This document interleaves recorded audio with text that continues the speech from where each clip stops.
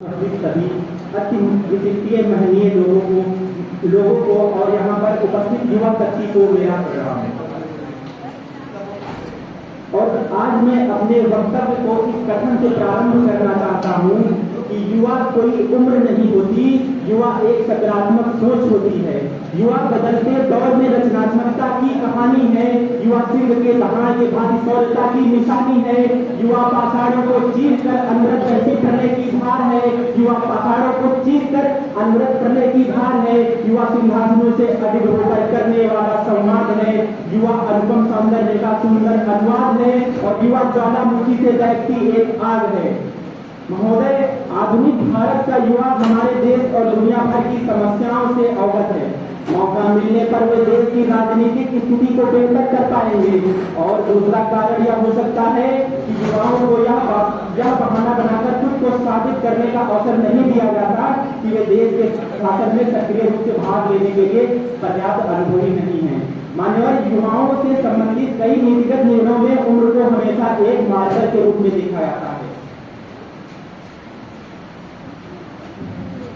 मानव राजनीति में देशभक्ति की भावना का स्थान परिवारवाद, जातिवाद, संप्रदायवाद ने ले लिया है। जिस तरह से आए दिन राजनेताओं ने भ्रष्टाचार के किस्से सामने आ रहे हैं, उससे देश के युवाओं में राजनीति के प्रति उदासीनता बढ़ती जा रही है। महोदय, राजनीति में युवाओं का हस्तक्षेप जरूरी है। हमारे देश में लोग आम चुनाव के माध्यम से अपनी पसंद का प्रतिनिधित्व चुनाव करने के लिए पूरी तरह से स्वतंत्र है। देश का प्रत्येक व्यक्ति जो 18 वर्ष की आयु पूर्ण कर चुका है, 18 वर्ष की आयु पूर्ण कर चुका है, उसे स्वतंत्र रूप से अपने मत का प्रयोग करने के लिए हर 5 साल के बाद देश का आम चुनाव होता है, जिससे आप स्वतंत्र रूप से अपना प्रतिनिधित्व चुन सकते हैं। महोदय, भारतीय लोकतंत्र में युवाओं की भूमिका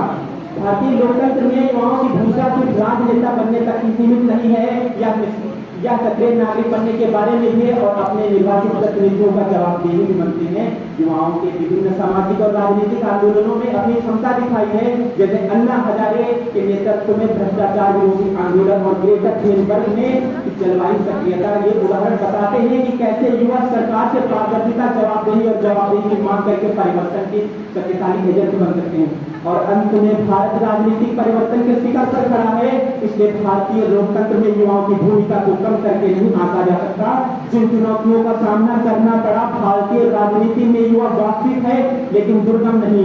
उनकी सक्रिय राजनीतिक भागीदारी न केवल भारतीय लोकतंत्र को मजबूत करेगी, बल्कि देश को अत्यधिक समावेशी, प्रगतिशील और उत्तरदायी भविष्य की ओर ले जाएगी। मानव, अब युवाओं को परिवर्तन के इंजन के रूप में पहचानने का समय आ गया है, जो भारत को एक उज्जवल और अधिक आशाजनक कल की ओर ले जाएगा। और अंत में 4 पंक्तियों से अपनी वाणी को विराम देना चाहूंगा कि उठे जब लेखनीय माँ अमर बलिदान लिख डालूं। कि उठे जब लेखनीय माँ अमर बलिदान लिख डालूं। अमर रणबांकुरों का मैं सदा यश गान लिख डालूं। कि कलम में रोशनी की जगह तेजाब भर दो माँ। कि कलम में रोशनी की जगह तेजाब भर दो माँ। मैं गद्दारों की छाती पे ये हिंदुस्तान लिख डालूं।